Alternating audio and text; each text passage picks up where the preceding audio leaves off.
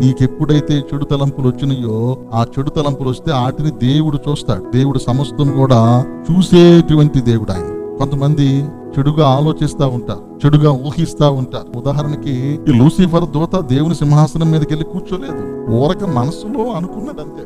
నువ్వు మనసులో చెడుగా అనుకున్నావా, ఆ చెడు నువ్వు చెయ్యకపోయినా చేసినట్టే. ఎందుకంటే ఆలోచన వచ్చిందంటే నువ్వు అది చేస్తావు. ఉదాహరణకి దావీదు మందిరాన్ని కడతానన్నాడు, కట్టకపోయినా సరే కట్టినట్టే అని దేవుడు ఆశీర్వదించాడు. అబ్రహాం కుమారుడిని బలిస్తా అన్నాడు, అడగగానే చివరిలో దేవుడు వద్దన్నాడు. నువ్వు ఇయ్యకపోయినా కానీ నీ మనసులో ఇక డిసైడ్ అయిపోయావు.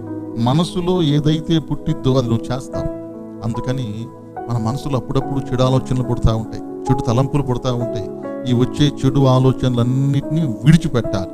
ఇవన్నీ విడిచిపెట్టినప్పుడు మన జీవితము ఆశీర్వాదకరంగా, క్షేమంగా, సాఫీగా ముందుకు సాగిపోయింది. ఇవి విడిచిపెట్టకుండా మనం ముందుకెళ్ళటం అనేది సాధ్యము